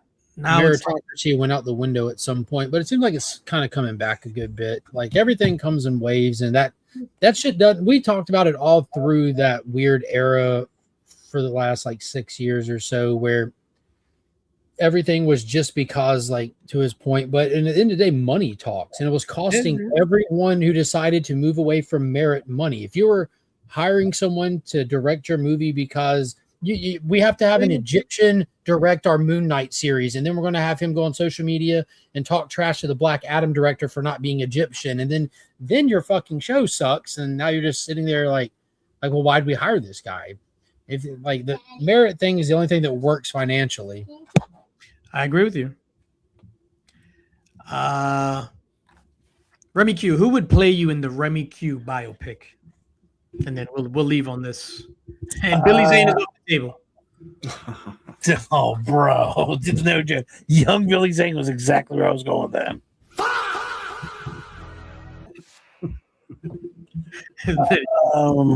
Anybody, I can pick anybody. You can pick anybody. Who's gonna play Remy Q in the Remy Q biopic? Kevin Spacey. Cancel me. Before or after the cancellation? After.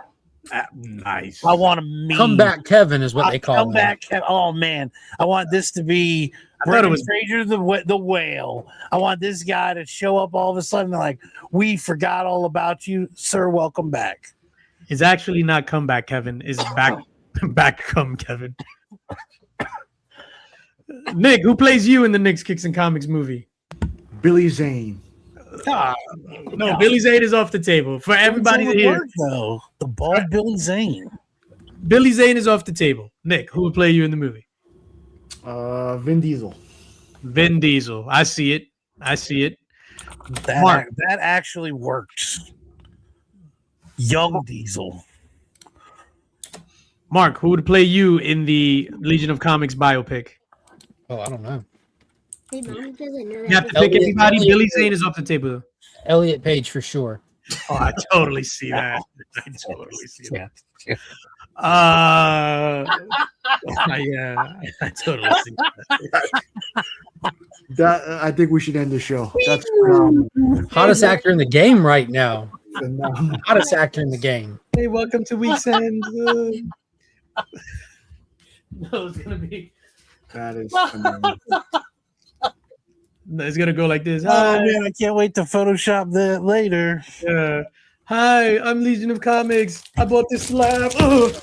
Deeper voice. Reminder: make Legion of Comics Elliot Page through AI. Oh, not through AI, Remy. You got to do it the old school way, Photoshop. Who would play me in the DJ Links biopic? Billy Zane. Billy Zane's off the table. He was off the table for because he was on my table. Pause.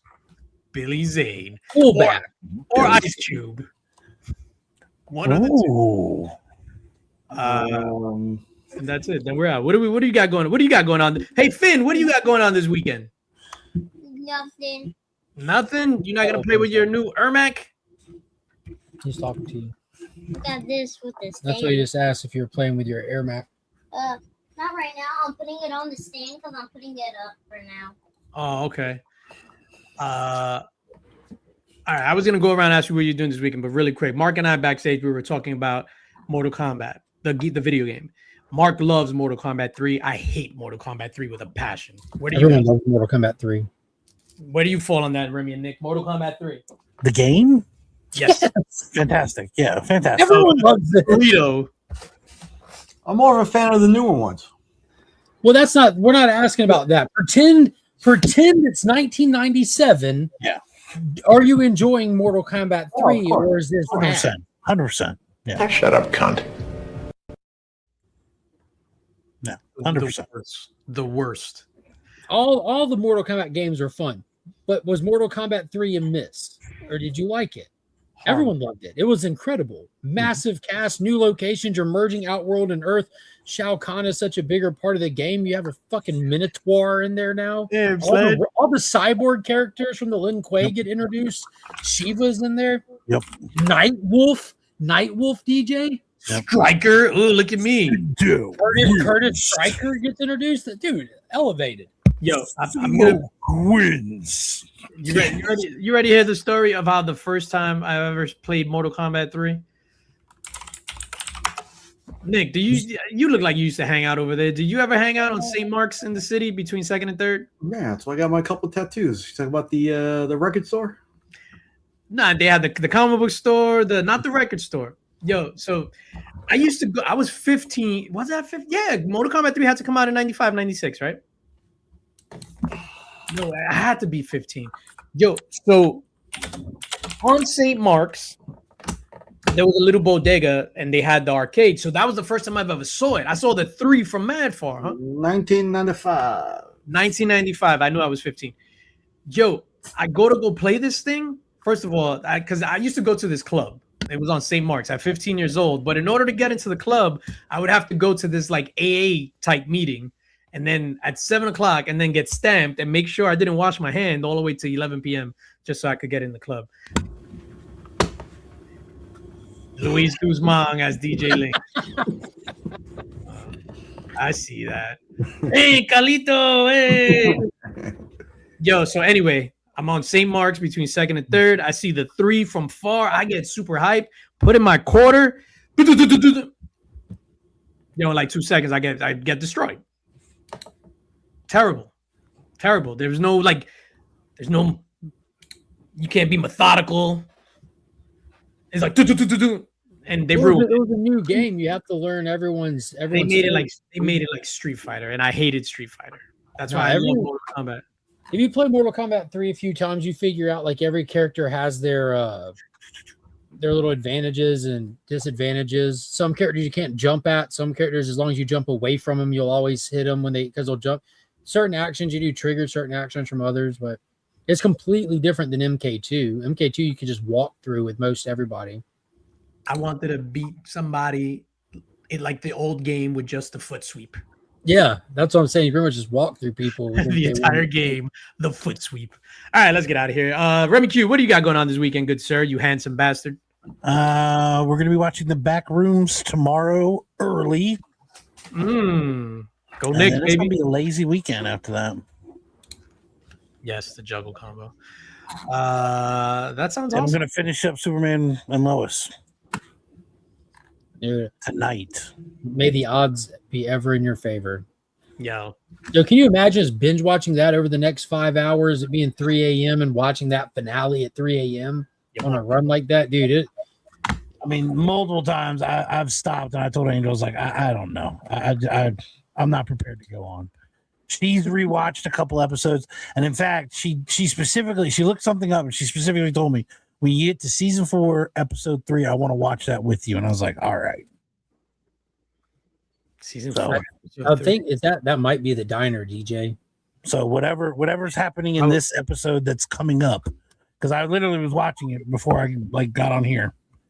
I'm about to watch that. So, dude, hand on the shoulder, man. That broke me. I'm just gonna say that. Sledge is gonna try to watch. Nick's ready. Look at this. Yo, me and Nick, I don't know. We're probably not gonna make it to the art auction at Heroes Con. I'm busy Saturday night. Yeah, I think we're gonna go watch game 3, right? Game 3, first one at the Garden. That mean you just picked that up. You never saw Nick's game in your life. Yeah, I can never afford it. You know how hard it is to get Knicks tickets? It's not the diner scene. It's I don't want to say. Yes, please don't. Yeah, I'm like literally. I'm gonna watch it now. I'm waiting for these credits to roll. Yo, when we talking about prices for the Knicks, right? So for the last series, it was like game 1, game 2, whatever. In like not front row courtside, but in that area, it was a range. Let's just 10 to 15,000 in that courtside for 2 tickets. 10 to 15,000. So I'm looking at tickets. Then I'm like, all right, if we make it to the thing, we'll look at tickets. 150,000. Yeah, the first pair of courtside seats sold for like almost 300,000. The cheapest ticket in Madison Square Garden for game 3, 3,000 something. Yeah. Like when they were up The 20 in game 4, I went to price tickets. Mm-hmm. In San Antonio and OKC, they were both $2,500 a piece for the upper deck section. Yeah. DJ Links don't do that. And I just referred to myself. Can't do it. And even I wanted to go to Cosm to watch one of the games. They want $130 for those tickets. Oh, that's worth it. Yo, so Saturday we're gonna go to that sports bar that we went to last year, right? Where like we were supposed to do the thing. That's what I want to do. Okay. Sorry, so I might miss the art auction because we need to go see the Knicks, New York Knicks. Nick, Oh, we outside. We outside. no, Fuck Philly. and fuck McMill. Joel Embiid, come get these hands. If I had a sister, I let Jalen Brunson and the entire New York Knicks run a fucking train on her. Bro, if they win, New York's getting burned to the ground in positivity. If they lose, It's gonna be. yo, 100%, it'll get burned down in positivity, or if they lose, it'll get burned down in negativity. Yeah, it's a riot. Just make sure y'all aren't nearby. I don't know. I'm wearing a helmet and condoms at all times. I'm just saying. Prepared for both directions this could go. You know, I'm just saying. Sound like Magneto. Oh shit.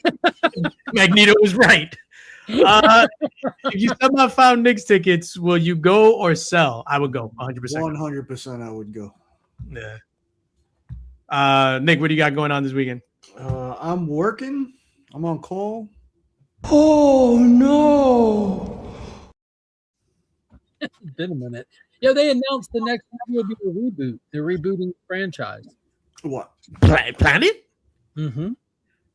Officially, next movie is in development. They're rebooting the franchise. Why would you? The Kingdom of the Planet of the Apes was amazing. Yeah, but I guess they hit the wall. Like, where do you go from here, kind of thing. You know what it is, and this is the same shit with like bringing back Iron Man, bringing back. They need Caesar. It's Disney now, bro. Disney owns it now. That's the problem. Disney bought Fox. Now they're fucking it up. It's that simple. Oh shit! They're probably gonna Disney let a chimpanzee direct. Everything. Yeah, they're gonna, look, we can't make a movie about monkeys. Someone go give me Richmond right now. I need Richmond or pork pie, or we can't do this. Oh shit! Pork pie's dead. Yo, that gorilla shit on Netflix was real, man. Gorilla Empire. Yo, how they were doing, bro. There's just a civil war amongst those motherfuckers like last month, like in real life. They started using tools. Started using tools, had an actual civil war. Yeah. I'm waiting on using season AI, 2. but I want to see it go down. One of the gorillas held the rock sideways. it's gonna be Ape AI by 2030. Ape AI. Oh man. Yeah, they're bringing AI Harambe back to direct it. Oh shit. Mark, what do you got going on this weekend? I'm off this weekend, so karate with Finn tomorrow, and other than that, I don't know, man. Nice. Oh, You gonna give him a juggle combo? I don't know. We've been playing some Mortal Kombat 1 on his Nintendo Switch, which is super cool. That's the first one after Fire God Liu Kang redid the unit, like restarted the whole universe. Yeah. Like it's super interesting. But we also been playing some MK4 on the Nintendo 64 as well. Yeah. Bro, that's my favorite one. That was good. That was good. That was the first 3D one. Mm-hmm. What am I doing tomorrow? I'm doing boring stuff. I have to take the car to get a coolant flush and a state inspection. State inspection. Y'all so weird. And get serviced. Doing that, and then I want to go to. Well, we were looking at places by like a rooftop bar to go see the sunset. Bro, in the last week, I watched an entire rocket blow up on a launch pad. I watched another rocket land in the Indian Ocean and self-destruct on impact so it can't be recovered by our enemies. Indian reference. Yo, and y'all are worried about inspections on your vehicles while we're blowing up rockets. Like, what the fuck is happening? Why you said that like Chris Rock? And we blowing up rockets. But you know what I'm saying? Like, they're literally planned demolition of a rocket in the middle of the ocean and talking about emissions in another state. Like, it's all a grift, man. It doesn't make any sense. Oh, it's 100% a grift. Meanwhile, this past week, you had Bill Gates come out and admit that climate change was a fucking hoax and that it's a hoax. Party. It doesn't matter. Like the guy that told you, like, we have to stop cows from farting and you have to buy my fake meat came out in an interview. He's like, yeah, it's actually not important anymore. Like, no shit. It never has been. Y'all got grifted. And the fun part is how many people will not be able to admit that reality and still hang on to it because you believe the lie for so long. Rifted. Yo, can I? You didn't catch Manhattan Henge this week? Nah, I don't give a shit about that. At work, so we're doing. It's just funny. So I'm anti-AI when it comes to creative stuff, but for work and things like that, I'm like gung-ho about the AI stuff. So I'm doing a lot of AI initiatives at work, and then one person messages me. This was a couple of weeks back, actually. One person messages me and was just like, "Oh, when you talk about it in the all-staff meeting, could you talk about like what's going to be the company stance because how AI consumes all these natural resources and the waters and all that stuff?" And I'm like, none of that's real. I'm like, none of that's real. Well, I didn't tell her that. I was telling my boss. I was just like, yo, none of that's real.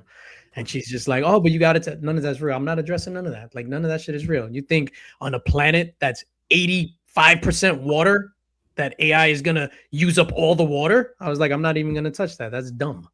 And if it does, we need it for the organization. When we get off here, I'm going to make an AI song about how it's using up all the water. It's you, Remy Q. It's you. Yo, and then you should make it at the end like gargle, like oh, because it's like using up water. The thing with the data centers using up all the water, if they use up all the water, what will they cool the data center with? That's true. Cow farts. Ooh. Yeah, that face is crazy. The you mentioned Mr. Wonderful. Isn't that Kevin O'Leary? Is that Kevin O'Leary? Yeah. Co-star of Marty Supreme. He already has an alternative cooling system that he was on Tucker talking about it. The turbine system that he has for data centers, it doesn't require all the water. Like I'm not a fan of the eminent domain stuff that's happening right now in some rural areas with the data centers. That shit's like in Utah and stuff like that. That shit, and some here in Georgia too. That shit's fugazi as fuck. I don't believe in eminent domain. I believe that's why we have a Second Amendment, is so that people cannot take your shit from you. That's literally what the Constitution's for, to stop shit like that from happening. Exactly. But as far as like the water goes, yeah, that's like a paradox. Like you can't use up all the water and still function. So they're clearly, I would be more concerned with my energy bill going up a percentage. That's the actual concern. Yeah, I think with the homeless, with the unemployment problem and the homelessness problem, just give them fans and have them go to the data centers. Mm-hmm. Just fan a server for 8 hours. Yeah, there you go. All right, that's it for me. I love you guys. We're gonna see each other in person. It's getting close, man. It's getting close. Yeah.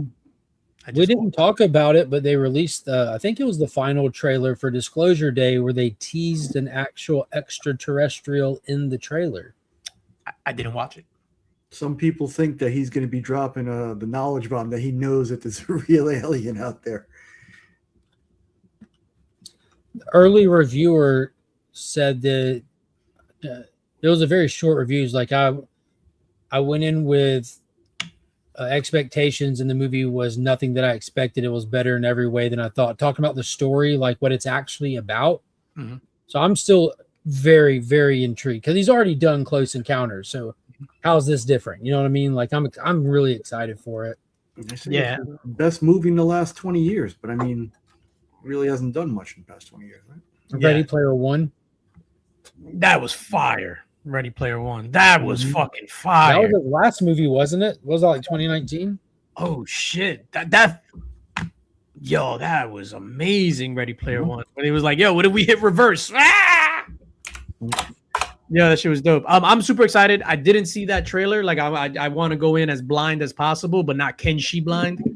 I like that. There you go. Mortal Kombat reference. But yeah, man, I'm excited to see that. Oh, yo, right there too. Not trying to go in snowblind, huh? Yeah, not exactly. All right, so we're out of here, ladies and gentlemen. Thank you for hanging out with us, guys. We're gonna see each other in 2 weeks, and yeah.